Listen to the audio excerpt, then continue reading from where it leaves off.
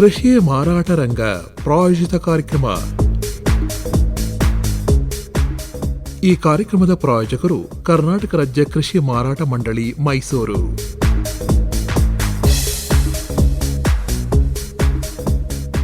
ನಮ್ಮ ಆತ್ಮೀಯ ರೈತ ಬಾಂಧವರಿಗೆಲ್ಲ ನಮಸ್ಕಾರ. ನಮ್ಮ ಇವತ್ತಿನ ಕೃಷಿ ಮಾರಾಟ ರಂಗ ಪ್ರಾಯೋಜಿತ ಕಾರ್ಯಕ್ರಮದಲ್ಲಿ ಕರ್ನಾಟಕ ರಾಜ್ಯ ಕೃಷಿ ಮಾರಾಟ ಮಂಡಳಿಯ ಕಾರ್ಯಚಟುವಟಿಕೆಗಳನ್ನು ಕುರಿತು ಮಂಡಳಿಯ ಪ್ರಧಾನ ವ್ಯವಸ್ಥಾಪಕರಾದ ಎಸ್.ವಿ. ಭಾಗ್ಯಲಕ್ಷ್ಮಿ ಅವರೊಂದಿಗೆ ಸಂದರ್ಶನ ಕೇಳೋಣ. ಸಂದರ್ಶಕರು ಎನ್.ಕೆ. ಶಿವಮೂರ್ತಿ. ಭಾಗ್ಯಲಕ್ಷ್ಮಿ ಅವರೇ, ನಮಸ್ಕಾರ. ನಮಸ್ಕಾರ ಸರ್. ತಾವು ಇವತ್ತಿನ ದಿವಸ ಕರ್ನಾಟಕ ರಾಜ್ಯ ಕೃಷಿ ಮಾರಾಟ ಮಂಡಳಿಯ ಕಾರ್ಯಚಟುವಟಿಕೆಗಳಿಗೆ ಸಂಬಂಧಪಟ್ಟಂತೆ ವಿವರವಾಗಿ ಮಾಹಿತಿಯನ್ನು ನೀಡಬೇಕು. ಮೊದಲಿಗೆ ನಿಮ್ಮ ಬಗ್ಗೆ ಹೇಳಿ ಭಾಗ್ಯಲಕ್ಷ್ಮಿ ಅವರೇ. ಸರ್, ನಾನು ಕರ್ನಾಟಕ ರಾಜ್ಯ ಕೃಷಿ ಮಾರಾಟ ಮಂಡಳಿಯ ಮೈಸೂರು ವಿಭಾಗದಲ್ಲಿ ಮೈಸೂರು ಕಚೇರಿಯಲ್ಲಿ ನಾನು ಕಾರ್ಯನಿರ್ವಹಿಸ್ತಾ ಇದ್ದೀನಿ, ಪ್ರಧಾನ ವ್ಯವಸ್ಥಾಪಕರಾಗಿ. Sir, okay. ನಿಮ್ಮ ಹುಟ್ಟೂರು ಯಾವುದು ಮೇಡಮ್?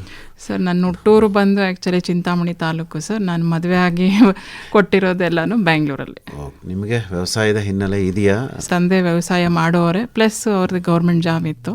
ನಮ್ಮ ತಾತ ಅವರೆಲ್ಲ ವ್ಯವಸಾಯಸ್ಥರು ಸರ್. ಈಗಲೂ ನಮ್ಮ ತಾಯಿ ನಮ್ಮದು ಎಕರೆ ಜಮೀನುಗಳಲ್ಲಿ ಕೆಲಸ ನಿರ್ವಹಿಸ್ತಿದ್ದಾರೆ ಸರ್. ನಮ್ಮ ತಾಯಿ ಅದನ್ನು ಕಂಟಿನ್ಯೂ ಮಾಡ್ಕೊಂಡಿದ್ದಾರೆ. ನಾವು ಅವಾಗ ಹೋಗ್ತಿರ್ತೀವಿ. ಏನು ಬೆಳೀತಾರೆ ತಾಯಿ? ಸರ್, ಮಾವಿನಕಾಯಿ ಎಲ್ಲ ಹಾಕ್ತೀವಿ, ಪ್ಲಸ್ ರಾಗಿ. ನಮ್ಮದು ಭತ್ತಕ್ಕೆ ಅನುಗುಣವಾಗಿರೋ ಮಣ್ಣು ಇರೋದ್ರಿಂದ ಭತ್ತನೂ ಅವಾಗ ಬೆಳಿತೀವಿ ಸರ್.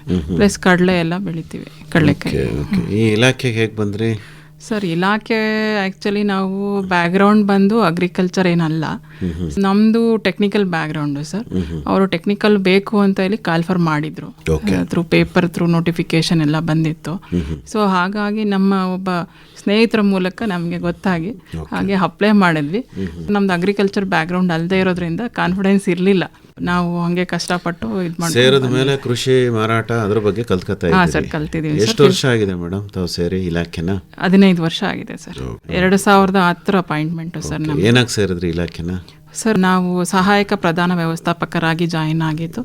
ಆ ನಂತರ ಒಂದು 6 ವರ್ಷ ಆದಮೇಲೆ ಉಪ ಪ್ರಧಾನ ವ್ಯವಸ್ಥಾಪಕರಾಗಿ ನಾವು ಮುಂಬಡ್ತಿ ಹೊಂದಿ, ನಂತರ ಕೆಲವೊಂದು ಬಾರಿ ಎಲ್ಲ ಬೆಳಗಾಮು, ಬೆಂಗಳೂರು, ಹೀಗೆ ಹಲವಾರು ಕಡೆ ಎಲ್ಲ ಕಾರ್ಯನಿರ್ವಹಿಸಿ ಆನಂತರ ಇಲ್ಲಿ ಬಂದು ಒಂದು 3 years ಆಗಿದೆ ಸರ್.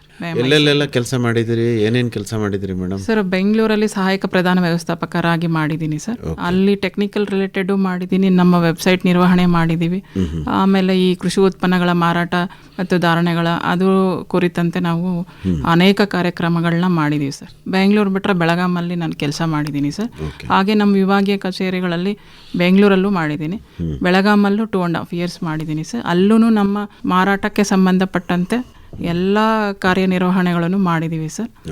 ಎಲ್ಲ ಪ್ರಚಾರ ನಿರ್ವಹಣೆ, ಅಲ್ಲೂ ತರಬೇತಿ ಕಾರ್ಯಕ್ರಮಗಳು, ಈಗ MSP ನಿರ್ವಹಣೆ, ಹಾಗೆ ಕೆಲವೊಂದೆಲ್ಲ ಯೋಜನೆಗಳ ಅನುಷ್ಠಾನಗೊಳಿಸೋದು, ಆ ರೀತಿ ಎಲ್ಲ ಕಾರ್ಯನಿರ್ವಹಣೆ. ಹೇಳಿ ಮೇಡಮ್, ಕರ್ನಾಟಕ ರಾಜ್ಯ ಕೃಷಿ ಮಾರಾಟ ಮಂಡಳಿ ಅಂದ್ರೆ ಏನು?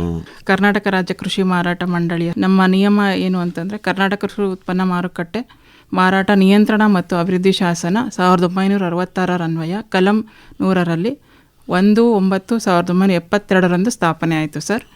ಅದರ ಪ್ರಕಾರ ನಾವು ಕಾರ್ಯಚಟುವಟಿಕೆಗಳು ನಂದಿನಿಂದನೂ ಕೂಡ ಇಲ್ಲಿವರೆಗೂ ನಾವು ಕಾರ್ಯನಿರ್ವಹಿಸ್ತಾ ಬಂದಿದ್ದೀವಿ. ಸೊ ಅದರಂತೆ ನಮ್ಮದು ಉದ್ದೇಶ ಏನು ಅಂತಂದರೆ, ಈ ಕೃಷಿ ಉತ್ಪನ್ನಗಳ ಮಾರಾಟ ಅಭಿವೃದ್ಧಿಗೆ ಸಂಬಂಧಿಸಿದಂತೆ ಪೂರಕವಾದ ಮತ್ತು ಪ್ರೋತ್ಸಾಹಿತ ಚಟುವಟಿಕೆಗಳನ್ನು ಕೈಗೊಳ್ಳೋದು, ನಂತರ ರಾಜ್ಯ ಸರ್ಕಾರದ ಮತ್ತು ಸಮಿತಿಗಳ ಮಧ್ಯೆ ಸೇತುವೆಯಾಗಿ ಕಾರ್ಯನಿರ್ವಹಿಸುವುದು, ಮತ್ತು ಸಮಿತಿಗಳ ಕಾರ್ಯದರ್ಶಿಗಳಿಗೆ ಹಾಗೂ ಇತರೆ ಪೇಟೆ ಕಾರ್ಯಕರ್ತರಿಗೆ, ರೈತರಿಗೆ ಹೀಗೆ ನಾವು ತರಬೇತಿ, ವಿಸ್ತರಣೆ ಮತ್ತು ಸಂಶೋಧನೆ, ವರ್ಗೀಕರಣ, ಪ್ರಯೋಗಾಲಯ ಈ ರೀತಿ ಕಾರ್ಯಗಳನ್ನು ನಿರ್ವಹಿಸೋದು ಸರ್. ಇದು ನಮ್ಮ ಮುಖ್ಯ ಉದ್ದೇಶ ಆಗಿರುತ್ತೆ.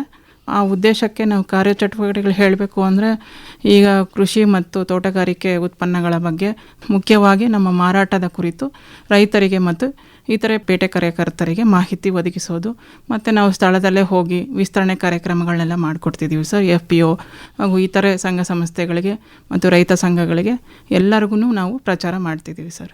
ಆಮೇಲೆ ನಮ್ಮಲ್ಲಿ ಕೃಷಿ ಉತ್ಪನ್ನಗಳ ವರ್ಗೀಕರಣ, ಪ್ರಾಮಾಣೀಕರಣ ಕೂಡ ಇದೆ ಸರ್. ಸೊ ಅದರ ಮೂಲಕ ನಾವು ಕೃಷಿ ಉತ್ಪನ್ನ ಮತ್ತು ತೋಟಗಾರಿಕೆ ಉತ್ಪನ್ನಗಳಿಗೆ ಪ್ರಮಾಣ ಪತ್ರಗಳನ್ನು ಕೊಡ್ತಿರ್ತೀವಿ. ನೆಕ್ಸ್ಟ್ ಏನು ಅಂತಂದರೆ, ಈ ಕೃಷಿ ಮಾರಾಟಕ್ಕೆ ಸಂಬಂಧಪಟ್ಟಂತೆ ಹಾಗೂ ಕೃಷಿಗೆ ಸಂಬಂಧಪಟ್ಟಂತೆ ನಮ್ಮಲ್ಲಿ ಸಾಹಿತ್ಯನ ಪ್ರಕಟಿಸ್ತೀವಿ ಸರ್. ಮುದ್ರಣಾಲಯ ಒಂದಿದೆ ಹುಬ್ಬಳ್ಳಿನಲ್ಲಿ, ಅದರ ಮೂಲಕ ನಾವು ಕೃಷಿ ಪೇಟೆ ಒಂದು ಮಾಸಪತ್ರಿಕೆಯನ್ನು ಪ್ರಕಟಿಸ್ತಿದ್ದೀವಿ. ನಂತರದಲ್ಲಿ ಕೃಷಿ ಉತ್ಪನ್ನಗಳಿಗೆ ಸಂಬಂಧಿಸಿದಂತೆ ಆಡಳಿತಾತ್ಮಕ ಮತ್ತು ತಾಂತ್ರಿಕ ಅನುಮೋದನೆಗಳಿಗೆ ಮತ್ತು ಇತರೆ ಕಾಮಗಾರಿಗಳಿಗೆ ಸಂಬಂಧಪಟ್ಟಂತೆ ಈ ನಮ್ಮ ಮಾರುಕಟ್ಟೆ ಸಮಿತಿಗಳಿಗೆ ಸಲಹೆಗಳನ್ನು ನೀಡ್ತಿರ್ತೀವಿ ಸರ್. ನಂತರದಲ್ಲಿ ನಮ್ಮದು ಇನ್ನೊಂದು ಮುಖ್ಯ ಸ್ಕೀಮ್ ಏನಿರುತ್ತೆ ಅಂದರೆ ಕನಿಷ್ಠ ಬೆಂಬಲ ಬೆಲೆ ಯೋಜನೆ ಅಡಿಯಲ್ಲಿ ವಿವಿಧ ಕೃಷಿ ಮತ್ತು ತೋಟಗಾರಿಕೆ ಉತ್ಪನ್ನಗಳಿಗೆ ನಾವು ಆವರ್ತ ನಿಧಿನ ಸ್ಥಾಪನೆ ಮಾಡಿ ಆ ನಿಧಿ ಮೂಲಕ ನಾವು ರೈತರಿಗೆ ಮತ್ತು ಇತರೆ ಪೇಟೆಕರಿಗೆ ಅನುಕೂಲವಾಗುವಂತೆ ನಿರ್ವಹಣೆ ಮಾಡ್ತಿದ್ದೀವಿ ಸರ್. ಕೆಲವೊಂದು ಕಲ್ಯಾಣ ಯೋಜನೆಗಳನ್ನು ರೈತರಿಗೆ ಮತ್ತು ಇತರೆ ಪೇಟೆ ಕಾರ್ಯಕರ್ತರಿಗೆ ಅನುಷ್ಠಾನಗೊಳಿಸುವ ಮೂಲಕ ಅವರಿಗೆ ಅನುಕೂಲ ಮಾಡಿಕೊಡ್ತಿದ್ದೀವಿ ಸರ್. ಇನ್ನೊಂದು ಮುಖ್ಯ ಉದ್ದೇಶ ಏನು ಅಂತಂದರೆ ಈ ಕೃಷಿ ಉತ್ಪನ್ನ ಮಾರುಕಟ್ಟೆ ಸಮಿತಿಗಳಿಗೆ ಭೂ ಸ್ವಾಧೀನಕ್ಕಾಗಿ ಅಥವಾ ಪ್ರಾಂಗಣದ ಅಭಿವೃದ್ಧಿಗಾಗಿ ಹಣಕಾಸಿನ ನೆರವು ಕೂಡ ಮಂಡಳಿ ವತಿಯಿಂದ ಮಾಡಿಕೊಡಲಾಗುತ್ತಿದೆ. ಈ ಕಾರ್ಯನಿರ್ವಹಣೆಗಳಿಗಾಗಿ ನಾವು ಅನೇಕ ಘಟಕ ಕಾರ್ಯಾಲಯಗಳನ್ನು ನಿರ್ಮಿಸಿಕೊಂಡು ಇದರ ಮೂಲಕ ನಾವು ಕಾರ್ಯನಿರ್ವಹಿಸ್ತಿದ್ದೀವಿ. ಬೆಂಗಳೂರಿನಲ್ಲಿ ಕೇಂದ್ರ ಕಚೇರಿ ಒಂದಿದೆ ಸರ್, ಅದ್ರ ಮುಖಾಂತರ ನಾವು ಎಲ್ಲ ಕಾರ್ಯನಿರ್ವಹಿತ ಮಾಡ್ತಿದ್ದೀವಿ. ನೆಕ್ಸ್ಟು ಮೈಸೂರು ಮತ್ತು ಹುಬ್ಬಳ್ಳಿನಲ್ಲಿ 2 ತರಬೇತಿ ಸಂಸ್ಥೆಗಳಿದೆ ಸರ್. ಮೈಸೂರಲ್ಲಿ ಕರ್ನಾಟಕ ಮಾರಾಟ ಮಹಾವಿದ್ಯಾಲಯ ಅಂತ ಇದೆ, ಮಾರಾಟ ಅಧ್ಯಯನ ಸಂಸ್ಥೆ ಅಂತ ಮೈಸೂರಲ್ಲಿದೆ ಸರ್. ಹುಬ್ಬಳ್ಳಿನಲ್ಲಿ ಕರ್ನಾಟಕ ಮಾರಾಟ ತರಬೇತಿ ಮಹಾವಿದ್ಯಾಲಯ ಅಂತಲೂ ಇದೆ. ಸೊ ಇದರ ಮೂಲಕ ನಾವು ತರಬೇತಿ ಕಾರ್ಯಕ್ರಮಗಳನ್ನು ನಮ್ಮ ಇಲಾಖೆ ಮತ್ತು ಇತರ ಇಲಾಖೆಗಳಿಗೆ ಸಂಬಂಧಪಟ್ಟಂತೆ ತರಬೇತಿಗಳನ್ನು ನಡೆಸ್ಕೊಡ್ತಿದ್ದೀವಿ ಸರ್. ನೆಕ್ಸ್ಟು ಕೃಷಿಪೇಟೆ ಅನ್ನೋ ಮಾಸಪತ್ರಿಕೆ ಇದೆ, ಇದರ ಮುದ್ರಣಾಲಯ ಹುಬ್ಬಳ್ಳಿ ವತಿಯಿಂದ ಜರುಗಿಸ್ತಿದ್ದೀವಿ ಸರ್. ಇದಕ್ಕೆ ಸಂಬಂಧಪಟ್ಟಂತೆ ಮಾರುಕಟ್ಟೆ ಸಮಿತಿಗಳಿಗೆ, ಇಲಾಖೆಗಳಿಗೆ, ಇತರ ಇಲಾಖೆಗಳಿಗೆ, ಸಂಘ ಸಂಸ್ಥೆಗಳು ಕೂಡ ನಾವು ಪ್ರಿಂಟಿಂಗ್ ಕಾರ್ಯನ ನಿರ್ವಹಿಸ್ತಿದ್ದೀವಿ. ನೆಕ್ಸ್ಟು ನಮ್ಮಲ್ಲಿ ಇನ್ನೊಂದು ಕೃಷಿ ಉತ್ಪನ್ನ ವರ್ಗೀಕರಣ ಮತ್ತು ಪ್ರಮಾಣೀಕರಣ ಸಂಸ್ಥೆ ಇದೆ ಸರ್ ರಾಯಚೂರಲ್ಲಿ, ಅಲ್ಲೊಂದು ಘಟಕ ಸ್ಥಾಪನೆ ಮಾಡಿದ್ದೀವಿ. ಸೊ ಇದ್ರ ಮುಖಾಂತರನೂ ಕಾರ್ಯಗತಗೊಳಿಸ್ತಿದ್ದೀವಿ ಸರ್. ಮತ್ತು ನಮ್ಮಲ್ಲಿ 4 ವಿಭಾಗೀಯ ಕಾರ್ಯಾಲಯಗಳಿದೆ ಸರ್ ಈ ವಿಸ್ತರಣೆ ಕಾರ್ಯಕ್ರಮಗಳನ್ನ ಮಾಡೋದಕ್ಕೆ ಅಂತ. ಸೊ ಬೆಂಗಳೂರು, ಮೈಸೂರು, ಬೆಳಗಾವಿ, ಕಲಬುರಗಿ ವತಿಯಿಂದ ಈ ವಿಸ್ತರಣೆ ಕಾರ್ಯಕ್ರಮಗಳನ್ನ ಮಾಡ್ತಿದ್ದೀವಿ. ಸೊ ನಮ್ಮ ಜಿಲ್ಲೆಗೆ ಅಂದರೆ ಮೈಸೂರು ವಿಭಾಗಕ್ಕೆ ಸಂಬಂಧಪಟ್ಟಂತೆ 8 ಜಿಲ್ಲೆಗಳಲ್ಲಿ 41 ಮುಖ್ಯ ಮಾರುಕಟ್ಟೆಗಳು ಇದೆ ಸರ್. ಆ ಮುಖ್ಯ ಮಾರುಕಟ್ಟೆಗಳು ಅಲ್ದಿರೇ ಈ ರೈತರಿಗೆ ಅನುಕೂಲ ಆಗೋ ಥರ 101 ಉಪ ಮಾರುಕಟ್ಟೆಗಳನ್ನ ಸ್ಥಾಪನೆ ಮಾಡಲಾಗಿದೆ ನಮ್ಮ ಆ್ಯಕ್ಟ್ ಅನ್ವಯ. ನೆಕ್ಸ್ಟ್ ಏನು ಅಂತಂದರೆ ನಮ್ಮ ಮಾರಾಟ ಮಂಡಳಿಯ ರಚನೆ ಯಾವ ರೀತಿ ಇದು ಕಾರ್ಯನಿರ್ವಹಿಸ್ತಿದೆ, ಬರೀ ನಾವೊಬ್ಬರೇನಾ, ಅದು ಅಲ್ಲದೆ ಬೇರೆ ಯಾವ ರೀತಿ ಇದೆ ನಮ್ಮ ಮಂಡಳಿ ರಚನೆ ಅನ್ನೋದನ್ನು ಹೇಳ್ತಿದ್ದೀನಿ. ಒಂದು ಮುಖ್ಯವಾಗಿರೋದು ಫಸ್ಟ್ ನಮ್ಮ ಅಧ್ಯಕ್ಷರು ಸರ್. ಅಧ್ಯಕ್ಷರು ಯಾವ ರೀತಿ ಅಂತಂದರೆ ಮಾನ್ಯ ಕೃಷಿ ಮಾರುಕಟ್ಟೆ ಸಚಿವರು ಯಾರಾಗಿರ್ತಾರೋ ಅವರು ನಮಗೆ ಪದನಿಮಿತ್ತ ಅಧ್ಯಕ್ಷರಾಗಿರ್ತಾರೆ ಸರ್. ಮೊದಲಿಗೆ ಇಲ್ಲಿ ಚುನಾಯಿತ ಸದಸ್ಯರು ಪ್ರತಿ ಜಿಲ್ಲೆಗಳಿಂದ, ಆಯಾ ಜಿಲ್ಲೆಗಳಿಂದ ಅಧ್ಯಕ್ಷರಿಂದ ನೇಮಕಗೊಂಡಿರುವ ಸದಸ್ಯರು ಸರ್. ಪ್ರತಿ ಜಿಲ್ಲೆಗೆ ಈ ರೀತಿ 30 ಜಿಲ್ಲೆಗೆ ಸಂಬಂಧಿಸಿದಂತೆ ಜಿಲ್ಲಾ ಪ್ರತಿನಿಧಿಗಳನ್ನ ಅವ್ರು ಆಯ್ಕೆ ಮಾಡಿ ಕಳಿಸಿರೋನ್ನ ನಮ್ಮ ಮಂಡಳಿಯ ಸದಸ್ಯರಾಗಿರುತ್ತಾರೆ ಸರ್. ನೆಕ್ಸ್ಟು ಈ ಮಂಡಳಿಯ ಸದಸ್ಯರಲ್ಲಿ 30 ಜನರಲ್ಲಿ ಒಬ್ಬರನ್ನ ಉಪಾಧ್ಯಕ್ಷರನ್ನಂತ ನೇಮಕ ಮಾಡಿಕೊಡ್ತೀವಿ ಸರ್. ನೆಕ್ಸ್ಟು ಪದನಿಮಿತ್ತ ಸದಸ್ಯರಂತ ನಮ್ಮ ಸರ್ಕಾರದ ಪ್ರಧಾನ ಕಾರ್ಯದರ್ಶಿಗಳು ಸಹಕಾರ ಇಲಾಖೆಯವರು ಪದನಿಮಿತ್ತ ಸದಸ್ಯರಾಗಿರ್ತಾರೆ. ಸರ್ಕಾರದ ಕಾರ್ಯದರ್ಶಿ ಕೃಷಿ ಇಲಾಖೆ ಸರ್, ಅವರು ಪದನಿಮಿತ್ತ ಸದಸ್ಯರಾಗಿರ್ತಾರೆ. ನಮ್ಮ ನಿರ್ದೇಶಕರು ಅಂದರೆ ನಮಗೆ ಮ್ಯಾನೇಜಿಂಗ್ ಡೈರೆಕ್ಟರ್ ಸರ್, ಸೊ ಅವರು ಸಮೇತ ಕೃಷಿ ಮಾರಾಟ ಇಲಾಖೆಯ ಪದನಿಮಿತ್ತ ಸದಸ್ಯರಾಗಿರ್ತಾರೆ ಸರ್. ಇದು ನಮ್ಮ ಮಂಡಳಿಯ ರಚನೆ. ಈಗಾಗಲೇ ನಾನು ಹೇಳಿದಂತೆ ಈ ಕೃಷಿ ಉತ್ಪನ್ನ ಮಾರುಕಟ್ಟೆಗಳಲ್ಲಿ ಕಾರ್ಯನಿರ್ವಹಿಸುವ ಪೇಟೆ ಕಾರ್ಯಕರ್ತರಿಗೆ ಹಾಗೂ ರೈತರಿಗೆ ನಾವು ಕಲ್ಯಾಣ ಯೋಜನೆಗಳನ್ನ ಜಾರಿಗೊಳಿಸ್ತಿದ್ದೀವಿ. ಅದರಲ್ಲಿ ಮೊದಲನೇದಾಗಿ ರೈತರಿಗೆ ಎಸ್ಪೆಷಲಿ ರೈತ ಸಂಜೀವಿನಿ ಅಪಘಾತ ವಿಮಾ ಯೋಜನೆ ಸರ್. ಇದು ಮುಖ್ಯ ಯೋಜನೆ ಆಗಿರುತ್ತೆ ನಮ್ಮಲ್ಲಿ. ನಮ್ಮ ಮೈಸೂರು ವಿಭಾಗ ಸಂಬಂಧಪಟ್ಟಂತೆ ಹಲವು ವಿಭಾಗಗಳಿಗೆ ಇಡೀ ಕರ್ನಾಟಕದಲ್ಲಿ ಈ ಯೋಜನೆ ಜಾರಿಯಲ್ಲಿರುತ್ತೆ ಸರ್. ಈ ಯೋಜನೆ ಉದ್ದೇಶ ಏನು ಅಂತಂದರೆ ಈ ಕೃಷಿ ಹಾಗೂ ಕೃಷಿ ಮಾರಾಟ ಚಟುವಟಿಕೆಗಳಲ್ಲಿ ತೊಡಗಿರುವಾಗ ಅಪಘಾತ ಅಥವಾ ಸಾವು ಸಂಭವಿಸಿದಲ್ಲಿ ಈ ಯೋಜನೆ ಅವರಿಗೆ ಅನುಷ್ಠಾನ ಆಗಿರುತ್ತೆ ಸರ್. ಅಂಥ ಸಂದರ್ಭದಲ್ಲಿ ಒಂದು ವೇಳೆ ಅಂಗವಿಕಲತೆ ಉಂಟಾದರೆ ಆ ವ್ಯಕ್ತಿಗೆ, ಸಾವು ಉಂಟಾದರೆ ಅವರ ಕುಟುಂಬ ಸದಸ್ಯರಿಗೆ ನಾವು ಈ ಪರಿಹಾರನ ಕೊಡ್ತಿದ್ದೀವಿ ಇದ್ರ ಮುಖಾಂತರ. ಸೊ ಇದರಲ್ಲಿ ಅವರು ಅಗತ್ಯವಾಗಿರೋ ದಾಖಲೆಗಳನ್ನ 100 ದಿನಗಳ ಒಳಗಾಗಿ, ಸಾವು ಸಂಭವಿಸಿದ 100 ದಿನಗಳ ಅಥವಾ ಅಂಗವಿಕಲತೆ ಸಂಭವಿಸಿದ 100 ದಿನಗಳ ಒಳಗಾಗಿ ಸಮಿತಿಗಳಿಗೆ, ಆಯಾ ಸಂಬಂಧಪಟ್ಟ ಸಮಿತಿಗಳಿಗೆ ಅವರು ಅರ್ಜಿ ಸಲ್ಲಿಸಬೇಕು. ಸಂಬಂಧಪಟ್ಟ ದಾಖಲೆಗಳನ್ನ ಅವ್ರು ಹೇಳಿದ ರೀತಿಯಲ್ಲಿ ಸಲ್ಲಿಸಬೇಕಾಗತ್ತೆ. ಆನಂತರ ನಮ್ಮ ಮಂಡಳಿ ವತಿಯಿಂದ ಪರಿಹಾರವನ್ನು ನೀಡಲಾಗುತ್ತಿದೆ ಸರ್. ಅದೇನು ಅಂತಂದರೆ ಸಾವು ಉಂಟಾದರೆ 1 ಲಕ್ಷ ರೂಪಾಯಿಗಳು. ನೆಕ್ಸ್ಟು 2 ಕೈ ಮತ್ತು 2 ಕಾಲುಗಳನ್ನು ಕಳೆದುಕೊಂಡ್ರೆ 50,000. 2 ಕಣ್ಣುಗಳನ್ನು ಕಳೆದುಕೊಂಡಾಗ 50,000 ಸರ್. 1 ಕೈ ಅಥವಾ 1 ಕಾಲನ್ನು ಕಳೆದುಕೊಂಡ್ರೆ 30,000. 1 ಕಣ್ಣು ಕಳೆದುಕೊಂಡ್ರೆ 30,000. ಕೈ ಮತ್ತು ಕಾಲುಗಳ ಬೆರಳು ಕಳೆದುಕೊಂಡಾಗ ಪ್ರತಿ ಬೆರಳಿಗೆ 10,000ಗಳ ಮತ್ತು ಸೊಂಟ ಮುರಿದಾಗ 50,000 ಸರ್. ಸೊ ಈ ರೀತಿ ನಾವು ಪರಿಹಾರವನ್ನು ಮಂಡಳಿ ವತಿಯಿಂದ ನೀಡಲಾಗುತ್ತಿದೆ ಸರ್. ಇದು ರೈತರಿಗೆ ಮಾತ್ರ ಅಲ್ವೇ? ಹೌದು ಸರ್, ಈ ಯೋಜನೆ ರೈತರಿಗೆ ಮಾತ್ರ. ಅಂದ್ರೆ ಅವರು ಕೃಷಿ ಉತ್ಪನ್ನ ಮಾರುಕಟ್ಟೆ ಸಮಿತಿಯಲ್ಲಿ ಅವರ ಉತ್ಪನ್ನಗಳನ್ನ ಮಾರಾಟ ಮಾಡ್ತಿರ್ಬೇಕು. ಆಮೇಲೆ ಸಣ್ಣ ಇಳುವರಿದಾರರಿಗೆ ಇದೆ ಎಸ್ಪೆಷಲಿ ಸರ್ ಈ ಯೋಜನೆ ಜಾರಿಯಲ್ಲಿರುತ್ತೆ. ಅವ್ರೇನು ಇದಕ್ಕಾಗಿ ಕಂತು ಅಂತ ಏನು ಕಟ್ಟೋ ಅಗತ್ಯ ಏನು ಇಲ್ಲ ಸರ್. ನಾವೇನು ರೈತರಿಂದ ಯಾವುದೇ ₹1 ನಾವು ಸ್ವೀಕರಿಸೋದು ಇಲ್ಲ ಸರ್. ಈ ಯೋಜನೆಗೆ ಸಂಬಂಧಪಟ್ಟಂತೆ ರೈತರಿಗೆ ಅವರು ಬಂದು ಅರ್ಜಿ ಸಲ್ಲಿಸಿದ್ರೆ ಸಾಕು ಸರ್. ನಮ್ಮ ಕೃಷಿ ಉತ್ಪನ್ನ ಮಾರುಕಟ್ಟೆ ಸಮಿತಿಗಳಲ್ಲಿ ಅವ್ರಿಗೆ ಯಾವ್ದು ಹತ್ರ ಇರುತ್ತೋ ಆ ಸಮಿತಿಗಳಲ್ಲಿ ಅವ್ರು ಅರ್ಜಿ ಸಲ್ಲಿಸಬೇಕು. ಅವರು ಸಂಬಂಧಪಟ್ಟ ದಾಖಲಾತಿಗಳನ್ನು ನೀಡಬೇಕು. ಯಾವ ಒಂದು ರೀತಿನಲ್ಲಿ ಸಾವುಂಟಾದ್ರೆ ನೀವು ಈ ಯೋಜನೆ ಅಡಿನಲ್ಲಿ ಕೊಡಲ್ದಲ್ಲೇ ಇರೋದನ್ನ ಹೇಳಿ. ಕೊಡದೇ ಇರೋದನ್ನ ಸರ್, ಆತ್ಮಹತ್ಯೆ ಮಾಡಿಕೊಂಡಾಗ, ಆಮೇಲೆ ಮದ್ಯಪಾನ ಮತ್ತು ಮಾದಕ ವಸ್ತುಗಳ ಮೂಲಕ ಸಾವು ಉಂಟಾದ್ರೆ, ಆಮೇಲೆ ನೈಸರ್ಗಿಕ ಸಾವು ಸರ್, ನ್ಯಾಚುರಲ್ ಡಿಸಾಸ್ಟರ್ಸ್ ಏನೇನಿರುತ್ತಲ್ಲ, ಬೆಂಕಿ ಅದು ಆ ರೀತಿಯಾಗಿ ಬಿರುಗಾಳಿಗೆ ಸಿಡಿಲು ಬಂದು ತೀರ್ಕೊಂಡ್ರೆ, ಆಮೇಲೆ ಪ್ರವಾಹ ಮತ್ತು ವಿದ್ಯುತ್ ಅಪಘಾತಕ್ಕೆ, ಮತಿಭ್ರಮಣೆಯಿಂದ ಏನಾದ್ರು ಸಾವು ಉಂಟಾದ್ರೆ, ಮತ್ತೆ ಗಲಭೆ ಮತ್ತು ದೊಂಬಿಗಳಲ್ಲಿ ಏನಾದರೂ ಗಲಾಟೆಗಳಲ್ಲಿ ಅವರು ಪಾಲ್ಗೊಂಡು ಅಲ್ಲಿ ಏನಾದ್ರು ಸಾವು ಉಂಟಾದರೆ ಅಂಥ ಸಂದರ್ಭಗಳಲ್ಲಿ, ಮತ್ತು ನಮ್ಮ ಶೆಡ್ಯೂಲ್ನಲ್ಲಿ ಉತ್ಪನ್ನಗಳನ್ನು ಹೊರತುಪಡಿಸಿ ನಮ್ಮಲ್ಲಿ ಶೆಡ್ಯೂಲ್ನಲ್ಲಿ 92 ಉತ್ಪನ್ನಗಳು ನೋಟಿಫೈಡ್ ಆಗಿದೆ ಸರ್. ಆ ಉತ್ಪನ್ನ ಬಿಟ್ಟು ಬೇರೆ ಯಾವುದಾದ್ರೂ ಮಾರಾಟಕ್ಕೆ ಹೋದ ಸಂದರ್ಭದಲ್ಲಿ ನಾವು ಅದನ್ನು ಕೊಡಲಿಕ್ಕೆ ಅವಕಾಶ ಇರೋದಿಲ್ಲ ಸರ್. ಈ ಪರಿಹಾರ ಅವರಿಗೆ ಅನ್ವಯ ಆಗೋದಿಲ್ಲ. ಅಂದರೆ ನಿಮ್ಮ ಏನು ಶೆಡ್ಯೂಲಲ್ಲಿ ಇರುವಂತಹ ಉತ್ಪನ್ನಗಳನ್ನು ಮಾರಾಟಕ್ಕೆ ಸಾಗಿಸುವಂತಹ ಸಂದರ್ಭದಲ್ಲಿ ಅಥವಾ ಮಾರಿ ವಾಪಸ್ ಮನೆಗೆ ಹೋಗುವಂತಹ ಸಂದರ್ಭದಲ್ಲಿ ಅಪಘಾತ ಆದರೆ, ಅಪಘಾತ ಆಗಿ ಏನಾದ್ರು ಸಾವು ಉಂಟಾಗಿ ಅಂಗವಿಕಲತೆ ಉಂಟಾದರೆ ಅಂಥ ಸಂದರ್ಭಗಳಲ್ಲಿ ನಾವು ಪರಿಹಾರನ ಕೊಡಲಿಕ್ಕೆ ಅವಕಾಶ ಇರೋದು. ಏನೇನನ್ನ ಸಲ್ಲಿಸಬೇಕಾಗತ್ತೆ ಅವರು ಅರ್ಜಿಯ ಜೊತೆಗೆ? ಸರ್, ಅರ್ಜಿ ಜೊತೆಗೆ ಅವರು ಭಾವಚಿತ್ರದೊಂದಿಗೆ ಅರ್ಜಿ ಸಲ್ಲಿಸಬೇಕು ಸರ್. ಅಪಘಾತ ಉಂಟಾದ ದಿನಾಂಕ ಎಲ್ಲ ನಮೂದು ಮಾಡಿ ಅವರಿಗೆ ಸಲ್ಲಿಸಬೇಕಾಗತ್ತೆ ಸರ್. ಒಂದು ವೇಳೆ ಅವರು ಸಾವು ಉಂಟಾಗಿದ್ರೆ ನಮ್ಮ ಪೊಲೀಸ್ ಪ್ರಕರಣದಲ್ಲಿ ಯಾವುದು ದಾಖಲೆ ಆಗಿರಬೇಕು, 174 CRPC ಎಲ್ಲ ಕೊಡಬೇಕಾಗತ್ತೆ. ಅವರು ಗುರುತಿನ ಚೀಟಿ, ಆಧಾರ್ ಮತ್ತು ಮತದಾರರ ಗುರುತಿನ ಚೀಟಿ ಕೊಡಬೇಕಾಗತ್ತೆ. ಮತ್ತು ಈಗ ಒಂದು ವೇಳೆ ಬೇರೆ ಇಲಾಖೆಗಳಲ್ಲಿ, ಈಗ ಕೃಷಿ ಇಲಾಖೆ ಆಗಿರಲಿ, ವಿದ್ಯುತ್ಗೆ ಸಂಬಂಧಪಟ್ಟ ವಿದ್ಯುತ್ ಸರಬರಾಜು ಇಲಾಖೆ ಆಗಿರಲಿ, ಅಥವಾ ಅರಣ್ಯ ಇಲಾಖೆ, ಈ ಇಲಾಖೆಗಳಲ್ಲಿ ಯಾವುದಾದ್ರೂ ಒಂದು NOC ತಗೊಂಡ್ಬರ್ಬೇಕು ಸರ್. ಅಂದರೆ ನಾವು ಆ ಇಲಾಖೆಗಳಲ್ಲಿ ಅರ್ಜಿ ಸಲ್ಲಿಸಿರೋದಿಲ್ಲ, ಸೊ ನಮ್ಗೆ ಇಲ್ಲೇ ಪರಿಹಾರ ಕೊಡಬೇಕು ಅಂತ ಒಂದು NOC ತಗೋಬೇಕಾಗತ್ತೆ. ನೆಕ್ಸ್ಟು ಪೊಲೀಸ್ ಸರ್ಕಲ್ ಇನ್ಸ್ಪೆಕ್ಟ್ರಿಂದ ದೃಢೀಕರಣ FIRಗೆ ಆಗಬೇಕಾಗಿರುತ್ತೆ. ನೆಕ್ಸ್ಟ್ ಒಂದು ವೇಳೆ ತೀರ್ಕೊಂಡಿದ್ರೆ ಅವರು ಶವ ತನಿಖೆ ಮಾಡಿದ ಆಸ್ಪತ್ರೆಯಿಂದ ಮುಖ್ಯ ಯಾರು ಡಾಕ್ಟರ್ ಇರ್ತಾರಲ್ಲ ಅವರಿಂದ ದೃಢೀಕರಣ ಸಲ್ಲಿಸಬೇಕಾಗಿರುತ್ತೆ ಸರ್. ಮತ್ತು ಇದಕ್ಕೆ ಸಂಬಂಧಪಟ್ಟಂತೆ ಹಲವು ದಾಖಲಾತಿಗಳನ್ನ ಇನ್ನೂ ಸಲ್ಲಿಸಬೇಕಾಗಿರುತ್ತೆ. ನೆಕ್ಸ್ಟು ಇನ್ನೊಂದು ಯೋಜನೆ ಇದೆ ಸರ್, ಕಾಯಕ ನಿಧಿ ಅಂತ. ಕಾಯಕ ನಿಧಿ ಅಂತಂದರೆ ನಮ್ಮ ಕೃಷಿ ಉತ್ಪನ್ನ ಮಾರುಕಟ್ಟೆ ಪ್ರಾಂಗಣದಲ್ಲಿ ಲೈಸೆನ್ಸ್ ಪಡೆದು ಕಾರ್ಯನಿರ್ವಹಿಸ್ತಿರುವ ಶ್ರಮಿಕರು ಸರ್. ಶ್ರಮಿಕರು ಅಂದರೆ ಹಮಾಲರು, ತೂಕದವರು, ಚಕ್ಕಡಿಯವರು ಅಂತ ಇರ್ತಾರೆ ಸರ್.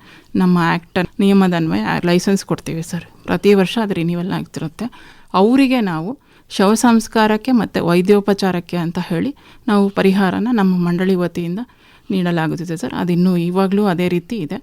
ಸೊ ಈಗ ಶವ ಸಂಸ್ಕಾರಕ್ಕೆ ಅಂತ ಹೇಳಿ ಅವರ ವಾರಸುದಾರರಿಗೆ, ಕುಟುಂಬದ ವಾರಸುದಾರಿಗೆ 25,000 ರೂಪಾಯಿಗಳನ್ನು ನೀಡುವ ಅವಕಾಶ ಇರುತ್ತೆ ಸರ್. ಅದು ಮಂಡಳಿ ವತಿಯಿಂದನೇ ಮುಂಚೆ ಎಲ್ಲನೂ ಕೊಡ್ತಿದ್ವಿ, ಈಗ ಅದು ಸಮಿತಿಯಿಂದಲೇ ಅದನ್ನು ಕೊಡಲಿಕ್ಕೆ ಅವಕಾಶ ಮಾಡಿಕೊಟ್ಟಿದ್ದೀವಿ ಸರ್. ನೆಕ್ಸ್ಟು ಶ್ರಮಿಕರಿಗೆ ವೈದ್ಯಕೀಯ ವೆಚ್ಚ ಮರುಪಾವತಿ ಸರ್. ಈಗ ಅವರು ಸಬ್ಮಿಟ್ ಮಾಡಿರ್ತಾರೆ, ನಾವು ಹೆಂಗೆ ಗೌರ್ಮೆಂಟ್ ಎಂಪ್ಲಾಯೀಸ್ ಸಬ್ಮಿಟ್ ಮಾಡ್ತೀವೋ ಅವರು ಹಾಗೆ ನಮ್ಮಲ್ಲಿ ಸಬ್ಮಿಟ್ ಮಾಡ್ತಾರೆ ಸರ್. ಅದಕ್ಕೆ ನಾವು ಬಿಲ್ಲು ಪಾವತಿ 1 ಲಕ್ಷದವರೆಗೂ ಅವಕಾಶ ಇರುತ್ತೆ ಸರ್. ಇದು ಒಂದು ಯೋಜನೆ ಸರ್. ಇದು ಯಾವ ರೀತಿ ಅಂದರೆ ಎಲ್ಲದಕ್ಕೂ ಬರುತ್ತಾ ಅನ್ನೋದಿಲ್ಲ ಸರ್. ಆರೋಗ್ಯ ಇಲಾಖೆಯಲ್ಲಿ ಆರೋಗ್ಯ ವಿಮಾ ಯೋಜನೆ ಬಾರದೇ ಇರುವ ಕಾಯಿಲೆಗಳಿಗೆ ಮಾತ್ರ ನಾವು ಕೊಡ್ತೀವಿ ಸರ್. ಈ ಕಿಡ್ನಿದು ಅದು ಇದು ಅದಕ್ಕೆಲ್ಲನೂ ಕೊಡಲಿಕ್ಕೆ ಅವಕಾಶ ಇಲ್ಲ ಸರ್. ಅದೆಲ್ಲನೂ ನಾವು ಮೆನ್ಷನ್ ಮಾಡಿನೇ ಅವ್ರಿಗೆ ಅರ್ಜಿ ಕೊಟ್ಟಿರ್ತೀವಿ, ಅದರ ಪ್ರಕಾರ ಅವರು ಸಲ್ಲಿಸಬೇಕಾಗಿರುತ್ತೆ ಸರ್. ಇದು ನಮ್ಮ ಲೈಸೆನ್ಸ್ ಪಡೆದ ಶ್ರಮಿಕರಿಗೆ. ಸೊ ಹಾಗೇನೆ ಶ್ರಮಿಕರಿಗೆ ಇನ್ನೊಂದು ಯೋಜನೆ ಇದೆ ಸರ್. ಈಗ ಗ್ರೂಪ್ ಟರ್ಮ್ ಇನ್ಶೂರೆನ್ಸ್ ಅಂತ ಮಾಡ್ತಿದ್ವಿ, ಈಗ ಶ್ರಮಿಕರ ಕಲ್ಯಾಣ ನಿಧಿ ಅಂತ ಮಾಡಿದ್ದೀವಿ ಸರ್. ಇದರಲ್ಲಿ ಅವ್ರ ಲೈಸೆನ್ಸ್ ಪಡೆದಿರಬೇಕು. ಆಮೇಲೆ ಅವರು ತೀರ್ಕೊಂಡಾಗ 5 ಲಕ್ಷ ಪರಿಹಾರ ಧನವನ್ನು ನೀಡಲಾಗುತ್ತೆ ಸರ್ ಅವರ ಕುಟುಂಬ ಸದಸ್ಯರಿಗೆ. ಇದಕ್ಕೆ ನಾವು ಪ್ರೀಮಿಯಂ ಮೊತ್ತನ ಕಟ್ಟಿಸ್ಕೋತೀವಿ ಸರ್. ಈ ಯೋಜನೆಗೆ ಪ್ರೀಮಿಯಂ ಮೊತ್ತ 1 ವರ್ಷಕ್ಕೆ ಯಾವಾಗ ಯೋಜನೆ ಸ್ಟಾರ್ಟ್ ಆಗುತ್ತೋ ಅಲ್ಲಿಂದ 1 ವರ್ಷ ಸರ್. ಅವರಿಗೆ ನಾವು ಪ್ರೀಮಿಯಂ ಮೊತ್ತನ ಪಡೆದು ಅವರಿಗೆ ತೀರ್ಕೊಂಡಾಗ 5 ಲಕ್ಷ ರೂಪಾಯಿಗಳನ್ನ ಅವರ ಕುಟುಂಬಕ್ಕೆ ನೀಡುವ ಅವಕಾಶ ಇದೆ ಸರ್ ಯೋಜನೆಯಲ್ಲಿ.